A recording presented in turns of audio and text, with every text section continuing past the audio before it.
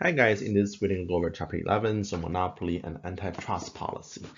All right, so first we're going to talk about monopoly. Now you guys heard about this in chapter 9, we talk about monopoly extensively, but we're going to see in this chapter how do we counter the market structure system such as monopoly.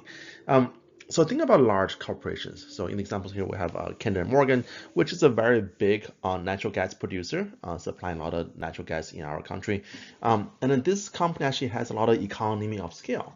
Remember what this word means? That means whenever the company produces more production, so if the production increases, quantity goes up, then this company going to see a lower average total cost, right? So this company, when being big, actually has an advantage over other competitors because they are now able to offer at a lower cost than everybody else. Another example you guys can think about, let's say in Houston area and also in most part of Texas, if you think about natural gas provider for different household, the only company we have is CenterPoint, right? So CenterPoint is the monopoly for natural gas productions, also deliveries. So the reason why those are monopolies is that sometimes might be more efficient to have one company serve the entire market, right? So imagine if you are a new natural gas company, you want to supply natural gas to Houston, you planning to build a new set of pipe for each one of the household. So that is very, very inefficient. So that's why it's more efficient to have one company supply the entire market. Now that's a market efficiency, but will this benefit our consumers? Because remember, if you're a monopoly, then you have the entire market power. Then you're going to charge a price that will not maximize. So that price the monopoly charge is not set to maximize our consumer surplus. It's set to maximize the producer surplus or the profit. And in most situations, if the profit is maximized, we expect to see a smaller consumer surplus, right? So monopoly might not be so good for consumer in the instance. All right, so let's talk about merger. So you guys probably heard this before. So merger is whenever you have two companies combined together into a single firm. That's called a merger. Acquisition is whenever one company purchases another company. That's acquisition. So, but really they all pretty much mean the same thing. That at the end you all have the same result. That two companies become one company.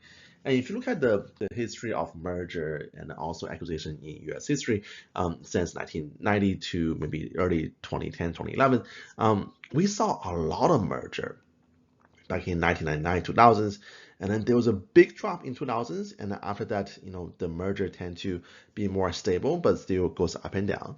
And one of the reasons why there was this big drop of merger right about the year 2000, because before 2000, that was the dot-com bubble.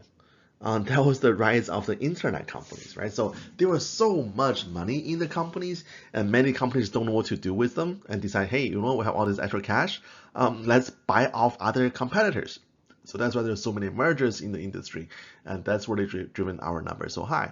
But every time when the economy is good, we're gonna see more mergers in the economy because when the economy is good, company has more monies, then they're gonna have find a way to spend the money, right? So if you can see as the economy was getting better and better and better, the merger number was increasing, and then 2008, 2009 had a recession, and the merger went down, and as the economy recovers, merger went back up again, right? So this number of merger does follows a very close trend to how good the economy is.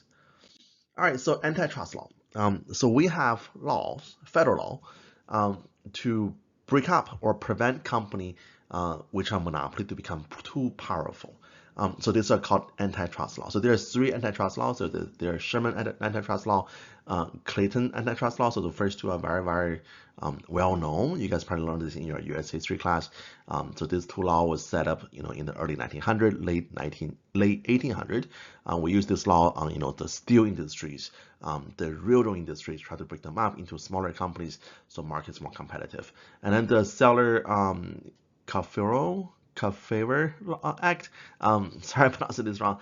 So that's a update to law in 1930s, so it's not as well known as the other two. But these three laws are the one we use today. Try to break up any company who become too big, or try to prevent company who try to merge into a super competitor. So, for example, the last time we used the antitrust law to break up a company. The company was AT&T. That was 1972. So we used the antitrust law to break up the company into two smaller companies. So it became AT&T, who only offered long distance service, and then there was another company called Southwestern Bell, who only offered local services. Now, back in 1970s, you didn't have any, cell phones or internet or TVs. The only thing that the AT&T did was providing phone services, but there were different type of phone services. You had the local call, you had the long distance call. Now, some of you guys might not be very familiar with what that is. So imagine if you're calling, let's say if you're calling from Houston to San Antonio, that's all the down, right? So that's a long distance phone call, and you're gonna pay an extra fee for it, right? So we use the antitrust law to break the company into two smaller companies, so to make the market more competitive. And later on, the two companies were allowed to merge back together when the market really changed a lot with all the cell phones and also internet services. But we also so today we haven't used this antitrust law to really break up any companies anymore, but we do use this law to prevent company from merger to become a super number one. So for example, think about the cell phone industry. Right? So we have AT&T, Verizon, T-Mobile, and Sprint. A couple years ago, there was a proposed merger between AT&T and T-Mobile. Now AT&T was our country's number one cell phone provider. T-Mobile was number 4. So if you allow the number 1, number 4 to merge together, they're going to become a super number 1. And that's bad for competition, right? That's why we use that antitrust law to prevent that merger from happening. And if you guys following news with what's happening with Frontier Airline and also Spirit and JetBlue, we also use something very similar to block the merger of those two airlines, because by merging together in some of the route, the new company will be the monopoly provider for the route, right? So that's bad for competitions. All right. Now we use different measurement to see how much power the monopoly company have in an industry, and this measurement is called a concentration ratio. So you're gonna hear this a couple times more in the next couple chapters when we talk about oligopoly. We want to see how powerful this 1 or 2 or 3 companies are compared to the entire market. So the simple form of concentration ratio is that we're going to compare to see what is the total sale of the industry to the total sale of either the top 4 or the top 8 firm. So the higher the concentration ratio, that means the more shares of the market the top 4 or 8 company control, the less competitive the market is. So think about some of the market with a very high concentration ratio, right? So think about the credit card business, right? So for credit cards, you have only Visa, Master, Discover, American Express, and that's about it, right? So that top 4 company control almost 100% of the market.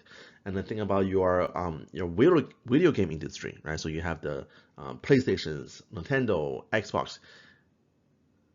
That it? Yeah, that's about it too, right? So 3 companies control the entire market, and those has a very high concentration ratio. That means it's more difficult for a new firm to break into the competition, right? So high concentration ratio is bad for competition. Low concentration ratio is good for business, or it's good for competition.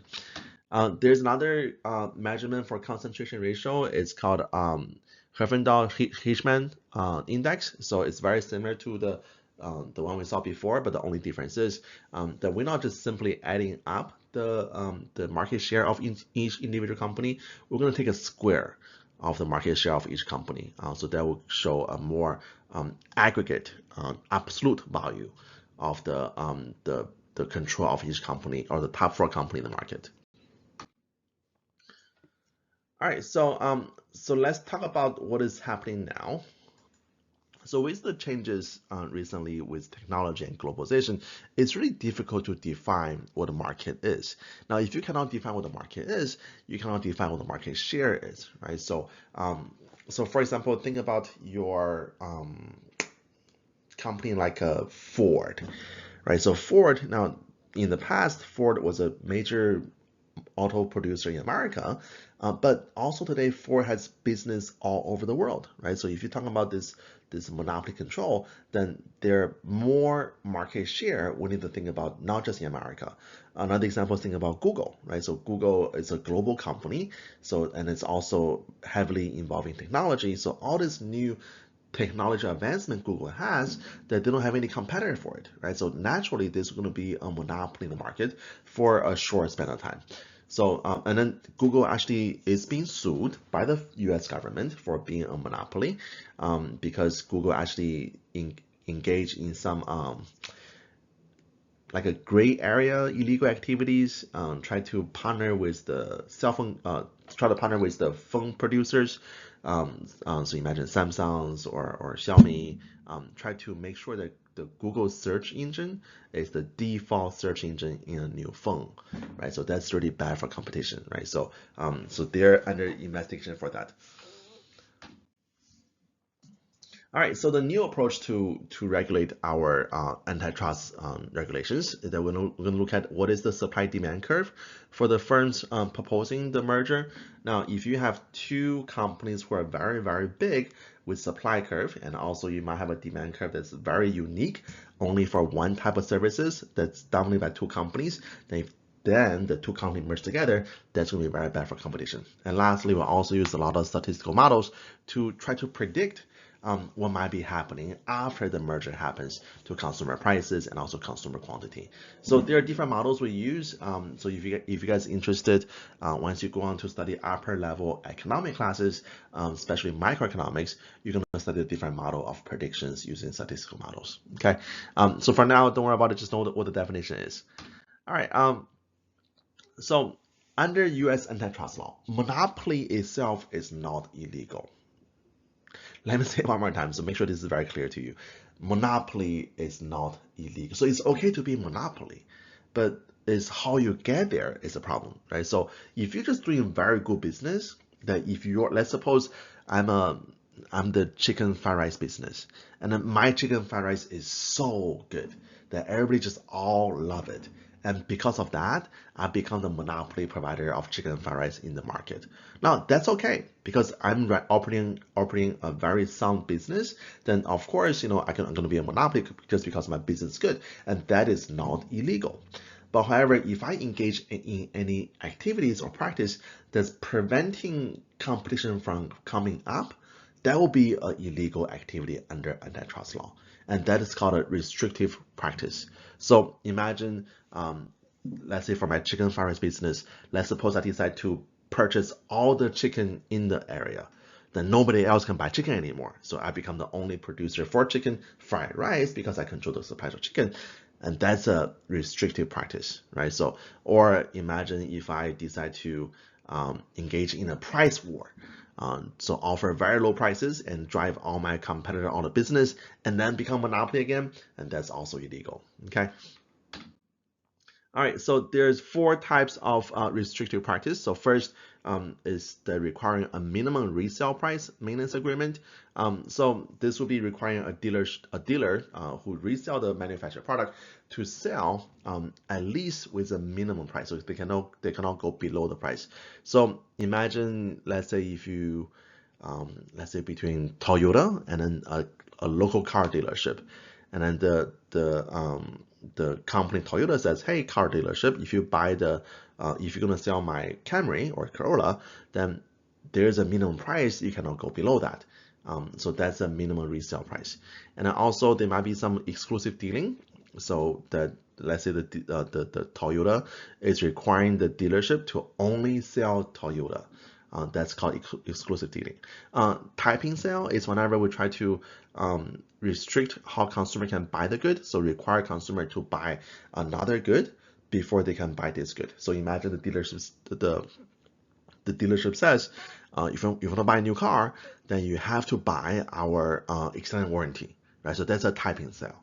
And lastly, bundling. Bundling just, again, similar to typing sale, is that bundling multiple products into one and sold as one. So imagine bundling the extended warranty with car insurance, with, I don't know, with maybe a new floor mat to a new car.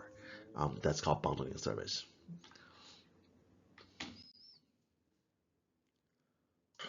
So most monopolies today in America are regulated. They are all natural monopoly, and by natural monopoly definition is what we talk about at the very beginning of the chapter here. It's whenever you see a company with a decreasing average total cost. So when you have a decreasing average total cost, that means the more you produce, the lower your total cost is, the average total cost is, the more competitive you are. And that's a that's a natural monopoly. So therefore, for companies who are in the natural monopoly situation, they're going to be more competitive than any newcomers, because the newcomer, when they're small, they're going to face a higher cost. But for the existing company who is already in the market, they have a higher production, they have a lower cost, and they're more competitive. Okay, so for this diagram here, when we have a monopoly company, the first thing we're looking for is wherever the marginal cost is equal to marginal revenue, and that's the most important thing every single step, right? So for the very first step, so that's going to be right here. So marginal cost equal to marginal revenue. Go down, find the quantity. So the quantity will be 4. So company will produce 4 units, and then that demand, also on the demand curve, this is where the price is. So price is going to be 9.3, but also this is the cost. So it looks like cost is about somewhere about $8. So for this company, when they try to maximize profits as a natural monopoly, they're going to see a little bit of profit here, right? So that's the profit for the company, and also their cost is going to be $8. Now, imagine we have a new company come into the market. So imagine a new company decides to produce 2 units. Now, at 2 units, that's going to be right here on our average cost curve, and that's much higher than 8, so that's going to be 9.75. So this new company, when they're small, only producing 2 units, they're less competitive when comparing to our one company with a cost of $8, right? So that's why a monopoly is always advantage for a company that's already in the market. And for any new companies in a natural monopoly market, they're very hard to compete because they have a higher average cost. All right, so let's try to regulate this, right? So as a regulator, then naturally you want the market to behave where the marginal cost is equal to where the price is. So how much the consumers want to pay will equal to the marginal cost of actually producing that good. So this, where the marginal cost is equal to price, you're going to see the smallest dead weight loss. That's the most efficient point. But that's going to be right here on our diagram. However, if the monopoly company decide to behave and produce 8 units and behave right here, the monopoly company is going to lose money, right? Because so this at 3.5 on the demand curve, that's where the price is. You go a little higher, you see the average cost here is above our price. So this company, when they try to be the most efficient for the market, we're gonna see a loss for the monopoly company. So monopoly company wouldn't choose to be there. So if you're a regulator and you force this monopoly company to produce 8, they're gonna be out of business, right? So the best situation, the most ideal situation is gonna be at point F.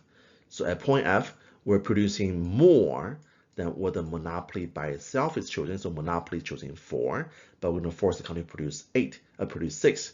So producing more for the market, we're also going to see a lower prices as well. So before at 4 unit, company charged 9.3. Now at 6 unit, company are forced to charge 6.5.